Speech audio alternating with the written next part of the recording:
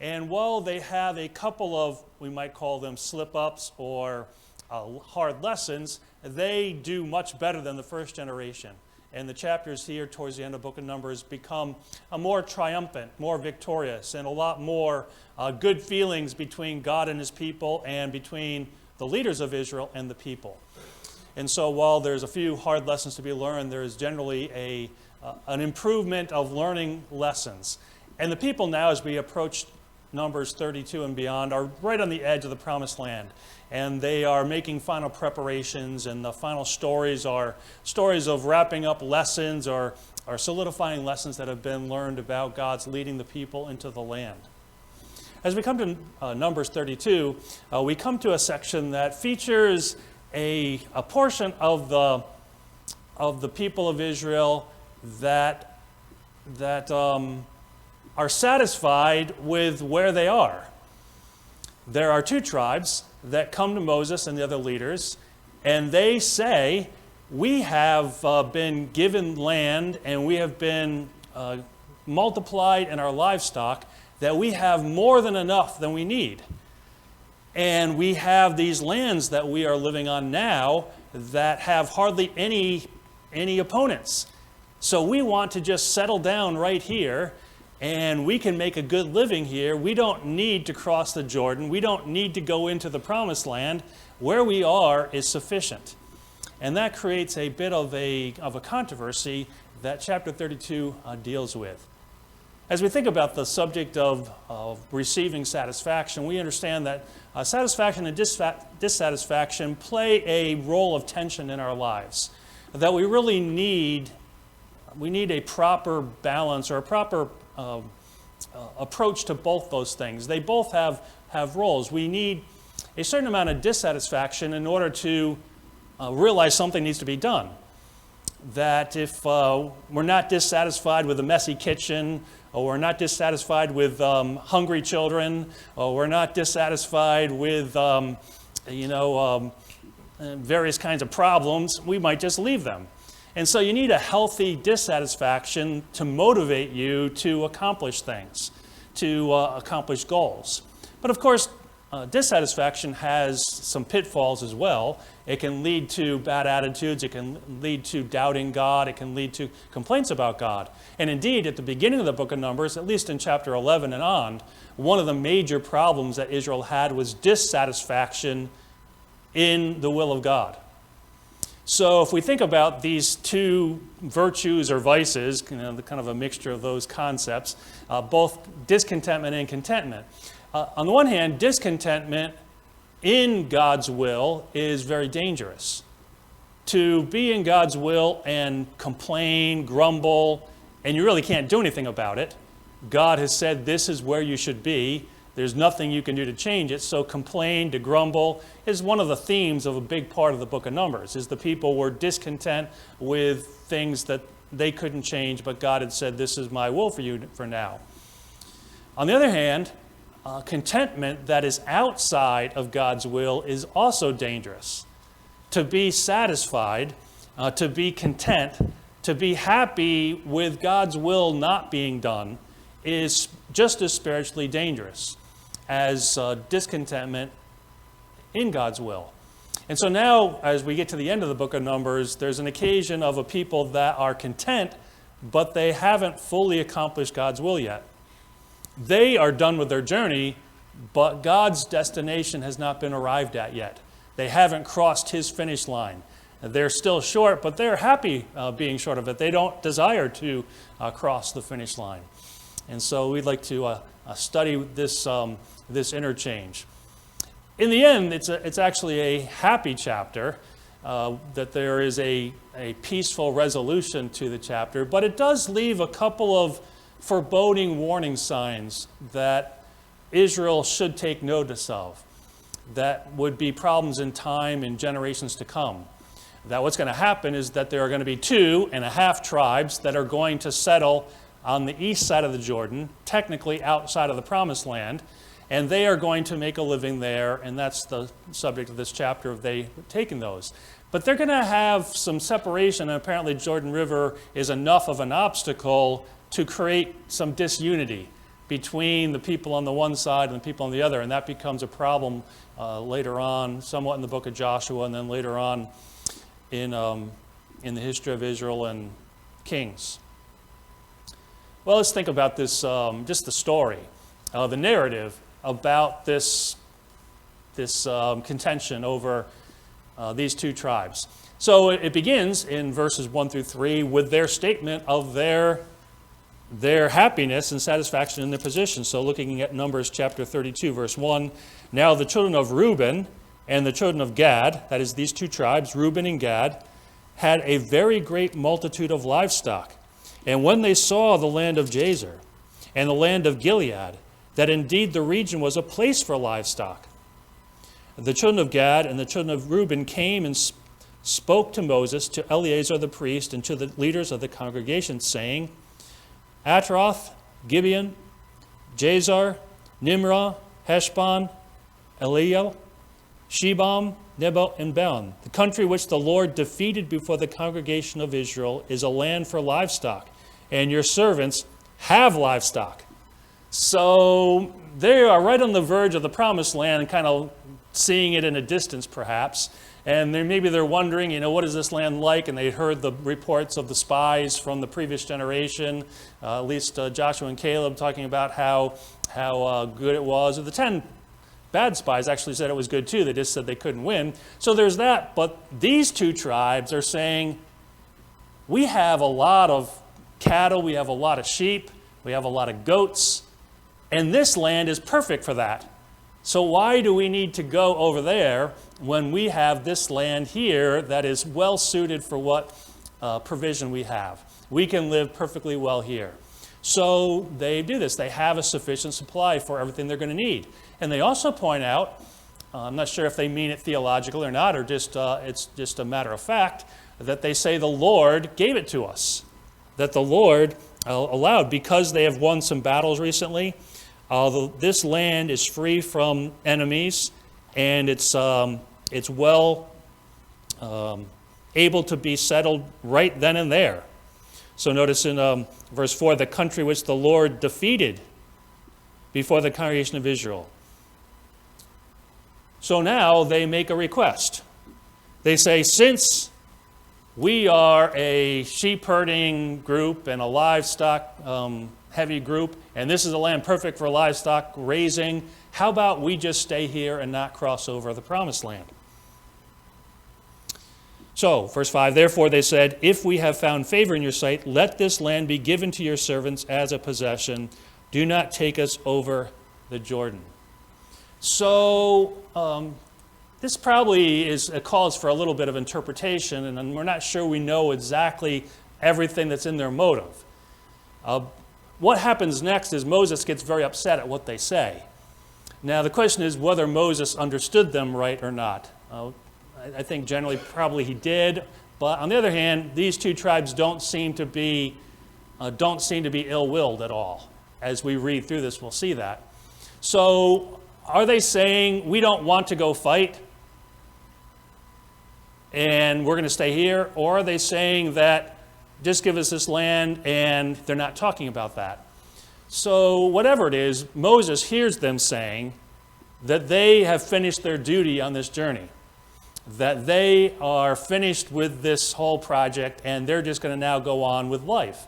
That's the way that Moses reads their request. Speaking of that, this produces something close to an outrage by Moses when they ask this. And if we understand the way Moses reads this, we can understand why he's upset. And basically, Moses judges them and warns them and accuses them of being evil, of not wanting to follow the Lord's will. So notice with me the basic thought is Moses has been driven to fulfill the promise that God made to first Abraham and then again through him to Israel, that they would go to a land of his choosing. And these territories are outside that. They are pre-promised land. they're not yet receiving the promise. They are falling short of the promise. And the question in Moses' mind is not whether it's good land or bad land, or well-supplied or ill-supplied, or peaceful or warring.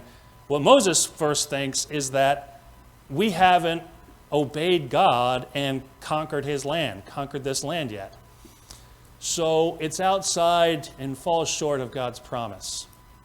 I'll just pause and reflect upon some application here. The promises of God are big and bold for Christians.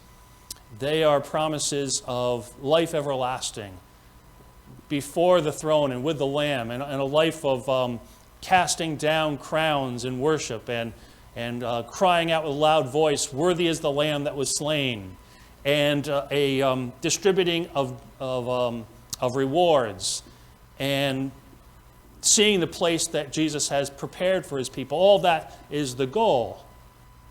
But sometimes we might get really happy here. We might be very content with where we're at, that we might have been well provided for. Maybe we have a good job and a good income. Maybe our country is at peace and everything's going great. Or perhaps, we just God gave us a great family and we enjoy family time. And our life just kind of comes together that vision of heaven kind of is there, but not maybe very motivating. We might, we're not, if it has to come, then so be it. We'll go there. But, we might be very content here. But there is a danger that we have too small of ambitions, that we might be too content with where we're at. And of course, contentment in one sense is a virtue, but in another sense, contentment outside of what God's plan is. Contentment when there's work to be done. Contentment when there are messes to clean up. Contentment when there's enemies to fight, or when there's a lack of peace, or when there is a lack of provision is not a godly kind of contentment. So there's a danger here represented by these two tribes of Reuben and Gad of accepting something short of God's promised land. So Moses talks about this, and what he says first is that it disregards the unity of Israel and the needs of their brothers. So notice verse 6, "And Moses said to the children of Gad and to the children of Reuben, 'Shall your brethren go to war while you sit here?'" There's, I think, an ambiguity in the term Moses uses for that's translated "sit there." The word "sit" can also mean "dwell," which is what Gad and Reuben had said. Let us dwell here. But Moses uses this term in a sense that sit also kind of implies, are you going to sit here and watch your brothers fight battles? Are you going to sit out this battle while they do all the work? And it's got a cutting edge to it. So you might think you're going to dwell here in peace, but really from my perspective, what you're going to do is sit out an important battle while your brothers might be struggling. So Moses sees it as a breaking of the ties of brothers, the breaking of unity. These tribes are showing signs that they are, at least from Moses' perspective, they're showing signs of tribalism rather than nationalism. They are thinking about what's good for them and not thinking about what's good for all of the nation. So this premature satisfaction of being content with the land shows a certain disregard for the unity of the nation, the unity of the people. Again, these are a little bit of a foreshadowing of problems to come when the tribes do struggle with unity. They do act rather selfishly, or at least tribally, rather than nationally. So we see some indication of some problems down the road. Moses says that this actually has a serious consequence, not just from whatever offense that you might be guilty of. In verse number 7, Moses says, "Now why will you discourage the heart of the children of Israel from going over into the land which the Lord has given them?" In verse 9, he talks about the situation 40 years ago when the spies went up into the land. In the middle of the verse, we see they discouraged the heart of the children of Israel.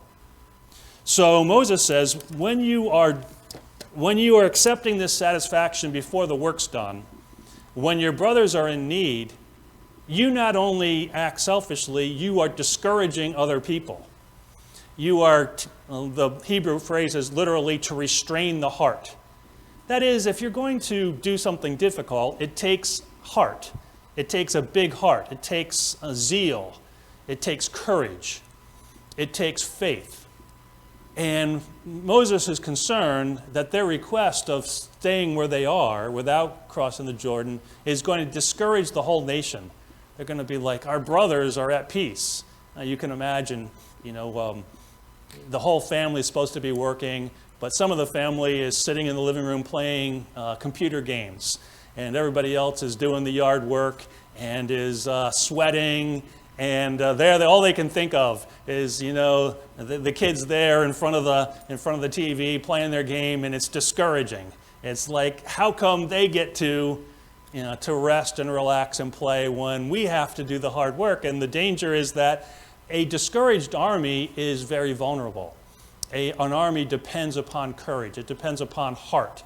And so Moses is concerned, what you're doing is discouraging people.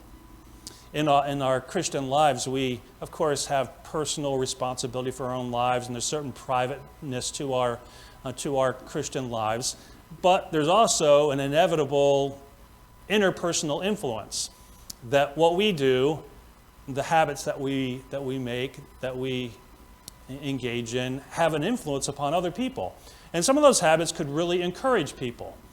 Some habits might discourage people. They might lose heart because, not everybody's in on it. Not everybody's involved. So our role modeling is important in how it influences the heart or the courage of others. Now Moses sees this as a repeat of what happened 40 years earlier. 40 years earlier, when they were on the verge of the promised land, the spies went in, and 10 spies came in and said, we can't conquer it, let's go back to Egypt. Moses sees this as almost the same thing, is that you're saying you're going to stay here, you're not going to go in the land, and that's going to discourage, and the whole nation's going to be rebelling against God, saying, we can't go in the land because it's nicer here. It's better here than it could be there, a lot less work. Notice verse 8. Thus your fathers did when I sent them away from Kadesh Barnea to see the land. For when they went up to the valley of Eshcol and saw the land, they discouraged the heart of the children of Israel, so that they did not go into the land which the Lord had given them. So the Lord's anger was aroused on that day, and he swore an oath, saying, surely none of the men who came up from Egypt, from 20 years old and above, shall see the land which I swore to Abraham, Isaac, and Jacob, because they have not wholly followed me. So Moses is saying their premature satisfaction with where they're at is repeating an attitude that Israel had earlier that brought a judgment of God upon them. So he says that this was a failure of heart back then, and it's a failure of heart and courage now. Notice the way he sums up what the other generation did wrong in contrast to Caleb and Joshua. Notice the end of verse 11. Because they have not wholly followed me, except Caleb the son of Jehoshaphat, the Kenizzite, and Joshua the son of Nun, for they have wholly followed the Lord. So the responsibility of the people of God is to wholly follow the Lord. That is to fully trust the Lord, to put one's full weight and confidence, to take action upon what the Lord tells us to do. And what these tribes are doing, Moses says, is not wholly following the Lord. It's a failure of fully trusting or fully following after the Lord. And because of it, the previous generation aroused the Lord's anger, and Moses is concerned that the Lord's anger will be aroused again. Notice verse 13. So the Lord's anger was aroused against Israel, and he made them wander in the wilderness 40 years, until all the generation that had done evil in the sight of the Lord was gone. And look, you have risen in your father's place, a brood of sinful men, to increase still more the fierce anger of the Lord against Israel. For if you turn away from following him, he will once again leave them in the wilderness. So he's concerned about this lack of heart, the lack of faithfulness, the lack of commitment to finishing the journey into the land is going to arouse the Lord's anger, and that in turn will be a kind of turning away from God, a apostasy, if you will. In verse number 15, for if you turn away from following him, he will once again leave them in the wilderness. If you turn away.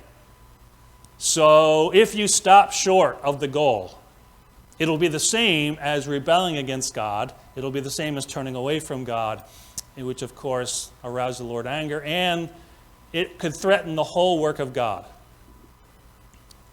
So 2 tribes are in danger of threatening all of the 12 tribes from receiving the Lord's promises. Everybody needs to be on board. Nobody should be satisfied early and say, I'm done with this and I'm just going to be content with where I'm at. So a number of themes: unity, faithfulness, receiving the promises, learning from history, and supporting brothers, helping people by example raise their courage are all things that are going on in this chapter. Now, what happens next suggests either that Moses was right and these 2 tribes come to change of mind rather quickly, or maybe Moses has misunderstood them and they come to clarify what they meant. We're not quite sure. Whatever it is, they have a great response. They come back with an explanation or perhaps a proposal. And notice what they propose in verse number 16. Then they came near to him and said, we will build sheepfolds here for our livestock and cities for our little ones. But we ourselves will be armed, ready to go before the children of Israel until we have brought them to their place. And our little ones will dwell in the fortified cities because of the inhabitants of the land. We will not return to our homes until every one of the children of Israel has received his inheritance. For we will not inherit with them on the other side of the Jordan and beyond, because our inheritance has fallen to us on this eastern side of the Jordan. So they say, essentially, we agree with you, Moses. We've rethought this, or perhaps we're clarifying what we originally should have said. We're making this clear about what our plan of action really is. And so what they offer is to say, listen, we have women and children and livestock that are of no use in a battle. So how about we build them cities here, we get them established, we build some sheep pens and some fences around cow pastures, and we get them all set here, and then we can go and enter the land. And not only did they say enter the land, but they used the term, we shall go before Israel, which could be an idiom saying we'll be visible before everybody, but it also could mean we are not only going to go, but we're going to be on the front line of battle. We are not just going to participate with you, but we are going to be the first line of attack to show our zeal. So notice that expression that they use when he says, verse 17, but we ourselves will be armed, ready to go before the children of Israel. In other words, the front of the line. They'll be the first of the attackers. So, in other words, Moses, we're convicted by your word about us not supporting our brothers. We are not only going to support them, we want everybody to see us in the front of the battle line. That's how much we're committed to what you're calling us to do. So they say we're going to help the conquest, but even lead in the helping of the conquest. And they're going to do this until all of the other tribes have received their lands, until the whole thing is settled. They're not going to quit halfway through. They're not going to quit 3/4 of the way through. They're not going to get 30 out of the 35 cities conquered and then say, oh, that's enough. They're going to see through until everybody has received their land. And then they're going to return to their land because they already have it. And so they're going to do this even though they have their land. They are committed to the good of all Israel, And so while they have their satisfaction in hand, their work isn't finished yet. So it's a proposal. And Moses receives it with interest and with warning. In verse number 20 we read, "Then Moses said to them, if you do this thing, if you arm yourselves before the Lord for the war, and all your armed men cross over the Jordan before the Lord, until he has driven out his enemies from before the Lord, and the land is subdued before the Lord, then afterward you may return and be blameless before the Lord and before Israel, and this land shall be your possession before the Lord." So Moses says, okay, I hear what you're saying, and that's a great plan. But notice what he does in these sentences, in these verses. 6 times he mentions before the Lord or before him. In other words, Moses is saying, you're taking an oath here, and God is watching, and God will be watching. And as you do this thing, I want you to know, I want you to be thinking, we're doing all this before the Lord. Now what's going on here? Just a couple chapters ago, a couple Wednesdays ago, we looked at the taking of oaths and the importance of filling an oath before the Lord. And basically that Moses is calling upon them to realize as they make this promise, they're making it to the Lord. Of course, they're making it to their brothers too. They're making it before the children of Israel, but Moses is drawing a spiritual attention to this to say this is going to be something between you and the Lord. Now, part of this could be just the practical concerns of the difficulty of enforcing this. So whenever you make a transaction, financial transaction, almost all of our transactions happen with a changing of goods simultaneously. If you're going to buy something, they give it to you, you give them the money right then and there. It's always financially risky when you give somebody something and say, pay me in a month, pay me in a year. Because if they have it, they're like, well, I've already got the goods and, maybe I can get away with it. So Moses is saying, okay, I'm going to give you this land. We're going to give you this land, and you're going to have this land. So you're going to have the goods, but you need to pay up on your part of the bargain. And the thing that's going to bind you to this is your conscience towards God. It's going to be your vow to God that calls you to do this thing. We may not be able to do anything about it. If you renege on this and you don't come fight or you leave the fight, we might be in a world of hurt here and we might not be able to do anything about it. So he continually applies, this needs to be something that happens before the Lord. Now, this is a really important principle for Christians because Christians and churches have no ability to bind other Christians. We can't legally press people to come to church. We can't legally press somebody to give in the offering. We can't legally press somebody to follow through and teach Sunday school. We can't legally, threaten somebody if they, aren't following the Lord. All we have is our internal commitments, right? We just have our internal promises. Our vows before God is what we have. So this text is really, really important for a Christian because they're talking on our level. Moses is saying, we may not be able to do anything about you, but this is before the Lord.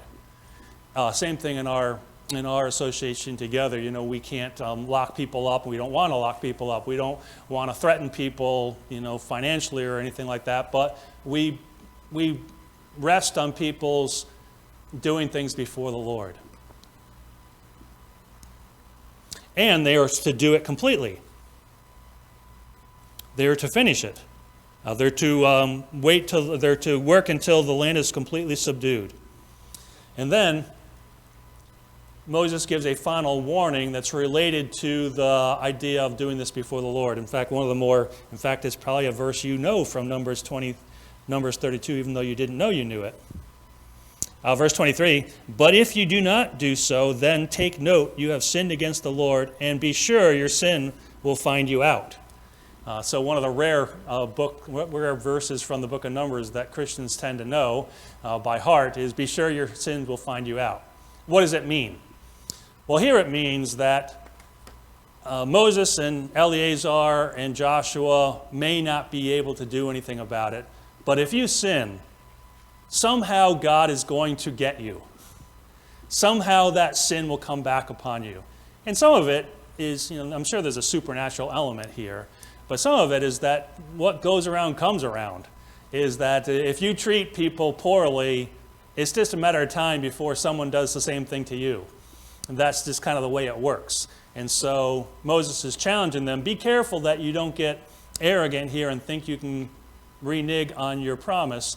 Sin will find a way, disobeying God will find a way to get you, to come back. So let it be a lesson. Now, of course, for us, it's a good challenge that our sin ought not to be something we hide, that we think we can get away with, but rather know that God has a way of exposing sin and bringing a retribution of sin, that we ought not to harbor it or to be careless about it.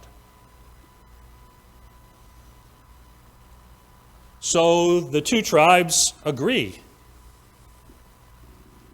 Verse 25, and the children of Gad and the children of Reuben spoke to Moses, saying, your servants will do as my Lord commands. Our little ones, our wives, our flocks, and all our livestock will be there in the cities of Gilead. But your servants will cross over, every man armed for war, before the Lord to battle, just as my Lord says. So they make a vow to say, we will follow the Lord. Then Moses calls upon the leaders. Now he's not going to be here. He's an old man. He's on his last days of life. And so he commissions other leaders to follow through. So verse 28, Moses gave command concerning them to Eleazar the priest, to Joshua the son of Nun, to the chief fathers of the tribes of the children of Israel. And Moses said to them, if the children of Israel, the children of Gad, and the children of Reuben cross over the Jordan with you, every man armed for battle before the Lord, and the land is subdued before you, then you shall give them the land of Gilead as a possession. But if they do not cross over armed with you, they shall have possessions among you in the land of Canaan. So he challenges the other leaders who are going to be taking them to follow through with this sacred agreement. So then they re-agree. They oath again. They take an oath again. Verse 31, then the children of Gad and the children of Reuben answered, saying, as the Lord has said to your servants, so we will do. We will cross over, armed before the Lord, into the land of Canaan. But the possession of our inheritance shall remain with us on this side of the Jordan. So they vow to follow through. And then finally, the last verses here basically say Moses gives them the land. In other words, he gives them permission to do what they said. He gives them permission to begin to build their fortified cities, to build the sheep pens, to build their cow pastures, to settle their families there. So in other words, they are letting them proceed with this plan, assuming that they are going to do it. And so it kind of ends with this question mark, are they going to do it?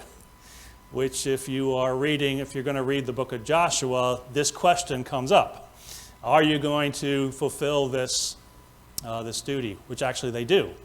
They do follow through with this, so it's a happy ending.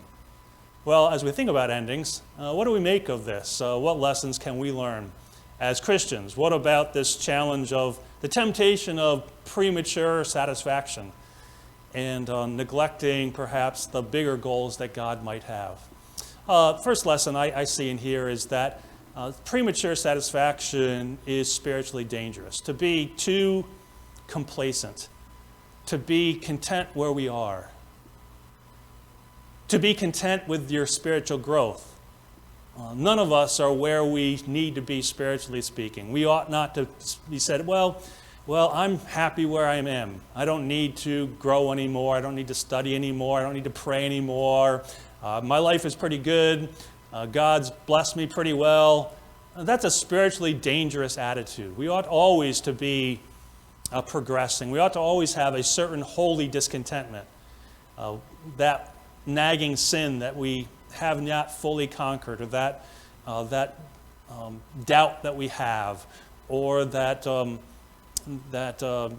positive command that we haven't done as well as we ought to, We ought to always be striving to do our very best to grow in the Lord. And to be prematurely satisfied is a slap in the face to Christ, who has called us to be blameless and holy before his presence and to be fully formed. And we aren't there yet. So we ought to have a measure of holy discontentment and work to strive towards that. Second lesson I see is that we are accountable for our influence upon others. None of us is an island to himself or herself. We impact others. We ought to think carefully about our influence. Paul challenges the people in Rome, in the book of Romans, and in Corinth, and latter part of Corinthians, about being careful about what their actions, the impact their actions have upon others. Well, something might be spiritually safe or desirable for us, might have a negative impact upon others. And we can't just think about our personal, satisfaction, our personal place, but to realize other people are impacted. And it really, from perspective from a church leader, can be as simple as coming to church, right? Because when people don't come to church, it's kind of discouraging. And someone might say, well, I don't really need a church. I can have personal devotions.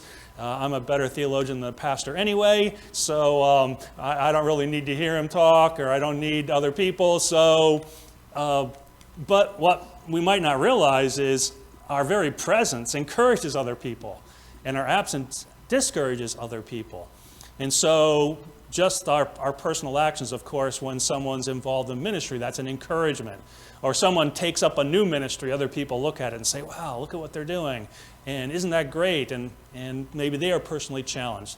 We all are accountable for our influence upon others. And so these two tribes needed to think not just about our convenience, and we've already won our battles or won our land, but to realize our actions have a profound influence upon others. Whether we're young and just getting started, perhaps nervous, uncertain, or perhaps we're older and our days seem to be past us, we're always influencing others in one way, shape, or form. A third lesson I see here is that we need to hold unity as an important value, and the mission of the church as a high priority in our lives. Just because our personal life is working out okay ought not to deceive us from the fact that the church's work is never done.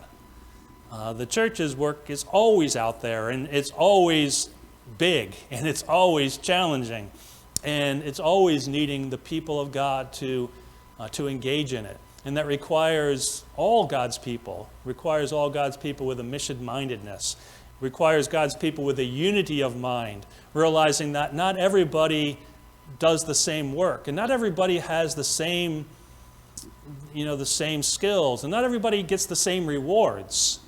It's a challenge of team. It's a challenge of a church, is that some work is harder than others, and some people are more blessed than others, and that can, pride and envy can cause people to get discouraged.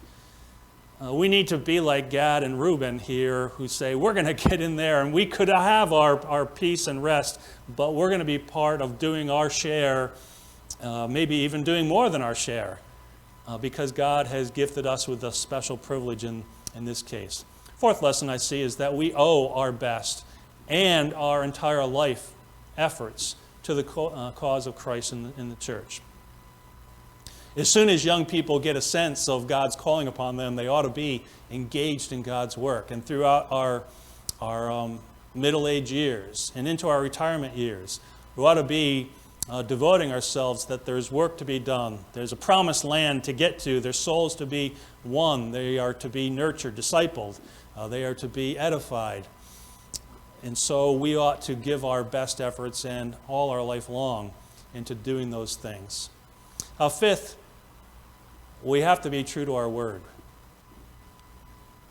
As I mentioned, financial obligations, kind of the way we do them tells you that people are nervous about people not keeping their word. That we build a lot of structures into society, into finance, to be sure that people don't take advantage of each other. Well, this text kind of highlights that principle, is that sometimes God's people have to just be true to their word. there might not be an occasion to have a consequence that men can do. And like I mentioned, the church only has very limited things it can do to people. We can't, we can't fine people. We can't lock them up. Not that we want to, but we want people who are committed to the Lord. We ought to be, when we make a promise to the Lord and we make a promise to God's people, we ought to be true to that word. We ought to follow it up, recognizing that it's before the Lord, and we should be careful to know that our sin will find us out. Our unfaithfulness will find us out. And so we ought to be true to our word. And finally, disloyalty and disobedience bring consequences that we might not know how it's going to come, and it might not be any human that does it, but somehow God is able to track down our commitments, our broken commitments, and our obedience or disobedience, and bring reward or punishment, and He has the power to do that. Be sure your sins will find you out. Well, I trust that that's a challenge to us, an encouragement to us to be like Gad and Reuben, who received this challenge. And by the way, Manasseh also gets a half a share. That kind of comes later in the chapter. But those three tribes end up honoring God by helping their brothers. Let's do the same. Thanks for joining us this evening. I encourage you to change over to our different platform, to our Zoom platform, as we take some prayer requests and go to prayer here in a few minutes. Thanks for joining us. Have a good night.